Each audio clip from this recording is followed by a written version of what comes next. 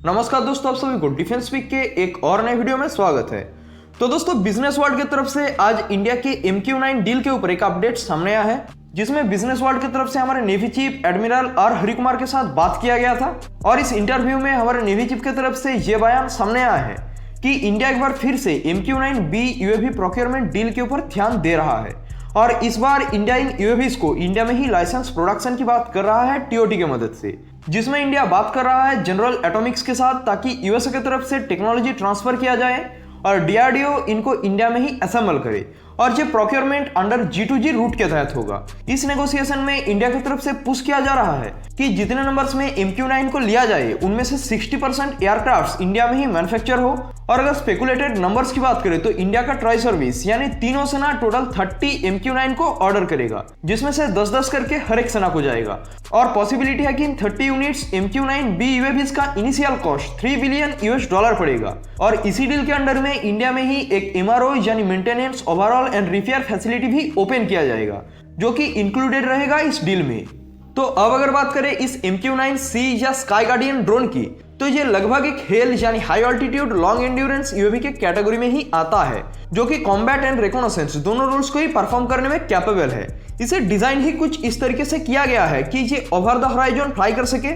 इसके अलावा ये सेटकॉम के कैपेबिलिटीज के साथ आता है और ये 40 आवर्स का एंड्योरेंस दे देता है। इसके अलावा ये UAV real time situational awareness provide कराने में सक्षम है, डे एंड नाइट दोनों सिचुएशंस में। और ये UAV 50,000 फीट के ऑल्टीट्यूड पे फ्लाई करने में भी सक्षम है, तो इसे हमारे LAC जैसे कंडीशंस में ऑपरेट करना भी इजी रहेगा।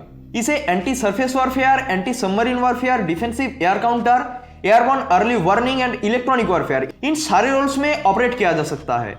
यानी इसे रिकॉनेसेंस के साथ साथ कॉम्बैट कैपेबल भी बनाया जा सकता है।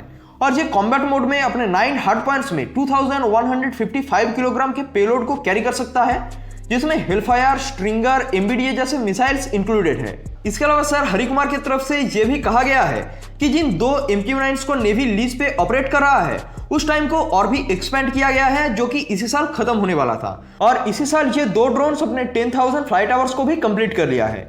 ये कितना बड़ा अचीवमेंट है, आप इस कंपैरिजन से अंदाजा लगा पाएंगे कि नेवी का जो 11 P8I है वो 11 इयर्स में 29,000 फ्लाइट आवर्स को कंप्लीट किया है, वही 2 MQ9 सिर्फ 2 साल में ही 10,000 आवर्स के फ्लाइट आवर्स को कंप्लीट कर लिया है।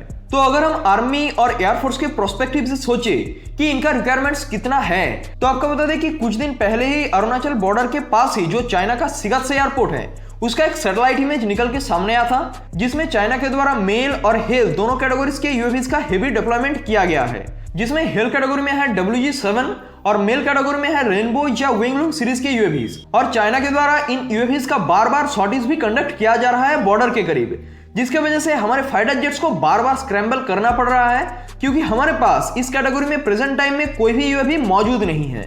तो अगर हम बात करें कि हम इसमें क्या क्या कर सकते हैं, तो हमें एक तो प्रोजेक्ट चीता को बूस्ट देना पड़ेगा, जिसमें हिरोन का एक कॉम्बैट वेरिएंट निकल के सामने आएगा, जो कि एक मेल UAV है।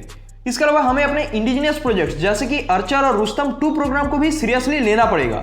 और पिछले ही वीक में तो रुस्तम 2 ने एक नए माइलस्टोन को भी अचीव किया था 28,000 फीट पे 18 आवर्स तक फ्लाई करके, तो ये भी एक मेल UAV के तौर पे ही सामने आएगा। और तीसरा पॉइंट, नेवी इस टाइम पे जो 2 MQ9 ऑपरेट कर रहा है उनको अरुणाचल में डिप्लॉय कर सकता है। और रिपोर्ट्स तो ये भी आया था कि इंडियन नेवी की तरफ से ये किया जा रहा है, मगर ये उतना भी इफेक्टिव नहीं रहेगा, क्योंकि इनका नंबर्स बहुत ही मिनिमम है। तो हमें जल्द से जल्द इस डील को फाइनल करना पड़ेगा।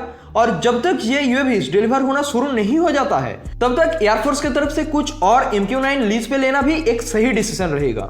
देखिए, ये डील एक्सपेंसिव तो जरूर है, मगर जो UAVs की बात यहाँ पे किया जा रहा है उनके कैपेबिलिटीज के आसपास भी और दूसरा कोई UAV नहीं पहुंचता। तो ये हमारे आर्म्ड फोर्स को एक एज जरूर प्रोवाइड करेगा चाइना के खिलाफ। इसके ऊपर आपका क्या ओपिनियन है, कमेंट में जरूर बताइए।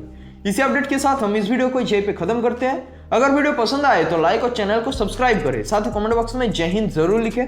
स्वस्थ रहिए, जय हिंद।